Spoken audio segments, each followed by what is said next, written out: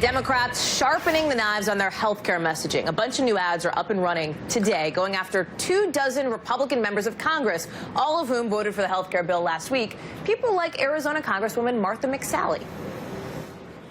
McSally voted yes, even though the bill makes coverage completely unaffordable to people with pre-existing conditions. Congresswoman McSally, how could you do this to us? And talking about Democrats, here's what former President Obama says he hopes for this time around. I hope that current members of Congress recall that it actually doesn't take a lot of courage to aid those who are already powerful, already comfortable, already influential. But it does require some courage to champion the vulnerable and the sick and the infirm. Joining me now is Dallas Woodhouse, Executive Director of the North Carolina Republican Party, and Brad Woodhouse, Democratic strategist and former president of Americans United for Change. Gentlemen, thank you for being here. Morning. Start your engines, Dallas. Democrats and all these groups against this Republican bill, they're getting their messaging out there, as we're talking about. If you're Martha McSally, if you're advising her or another GOP member of Congress who voted for this bill, what is your advice?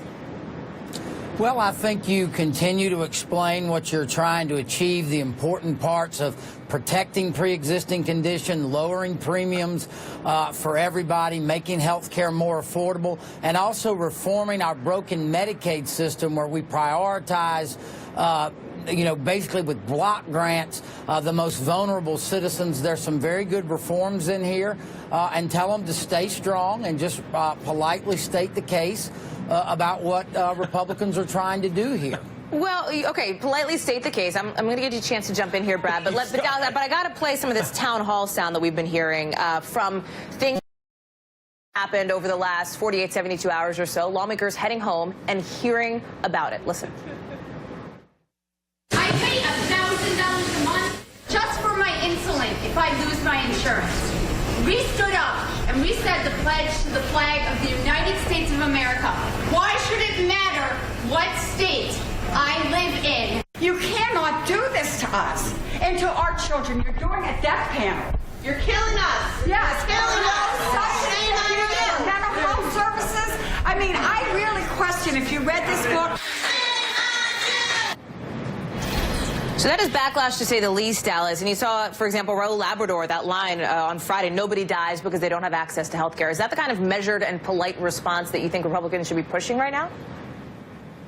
Well, I think we have to hear people's concerns. And look, I think Obamacare was a monstrosity, but it certainly helped some people out there. And we have to make sure that we look after those people and hear their concerns. And we have a process to go through to continue to strengthen the bill, make it better in the Senate, address people's concerns.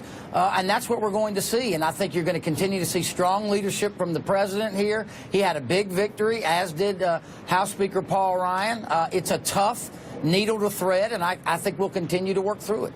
Brad? Let me tell you something. This is the most terrible piece and irresponsible piece of legislation I think has been passed in American history.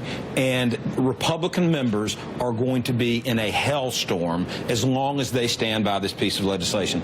In every single thing my brother has said about this bill, every single thing Tom Price and Paul Ryan and Donald Trump has said about this bill is a complete and utter lie. It is a fabrication. No one who has pre-existing conditions is going to be guaranteed coverage. 24 million people in the previous score of this bill were said that the CBO said they would lose coverage. Now, Haley, there are $3 billion. Talking about lies. How about if you like your doctor, Dallas, you can keep it? There are $3 billion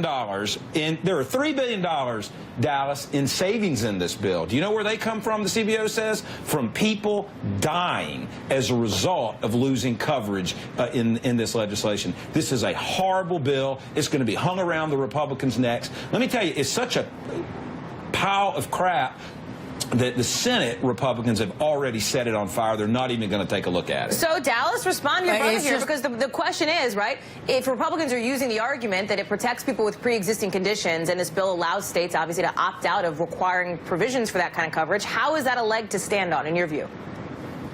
Well, but of course, the pre-existing conditions would be covered if there is continuous coverage. States have some options here. Look, we have a federal system that allows states to have some say in these things. And I love my brother sitting here talking about lies, like the one told over and over by the former president that if you like your coverage, if you like your doctor, you keep it, So or the premiums are going to go down. All those things turned out to be a big lie, and so Republicans are having to clean up this mess. This mess was created by the Democrats. Democrats like my brother, Democrats like the former president. We are having to clean it up.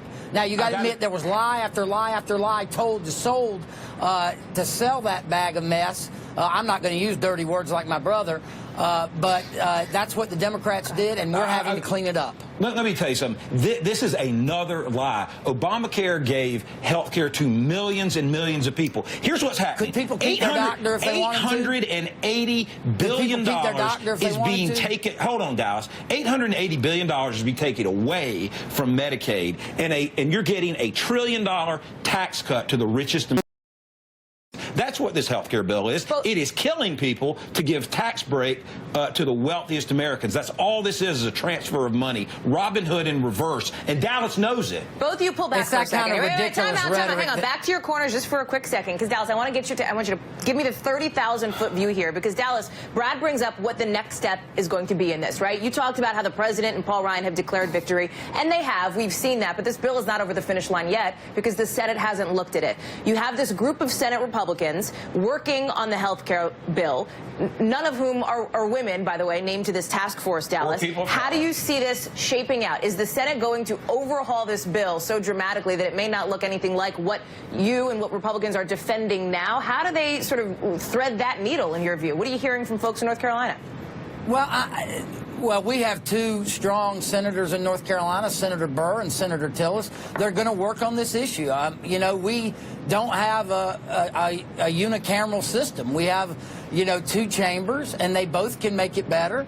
And look, it is a long, difficult process, but, as long as you keep the ball moving down the field, then we're going to be okay. And that's what's happened. I think what you saw the president and Paul Ryan do is celebrate something that Democrats like my brother said they couldn't do, and that was get it out of the House. And they did that, and now you keep moving and you keep working to get it better. And I believe we are going to try to build consensus to the greatest part we can, unlike the Democrats did when they passed this down our throats 7 years ago. We're going to work to try to develop some consensus in the Senate and bring the House together, and it's going to take some time. Dallas, that is a lie. You have not made one attempt in the House or the Senate or the president, not made one attempt to reach out to Democrats on this issue. You're trying to force it down the American people's throat. I believe that's untrue. I believe that the president did reach out. You passed it in the House. That's a lie.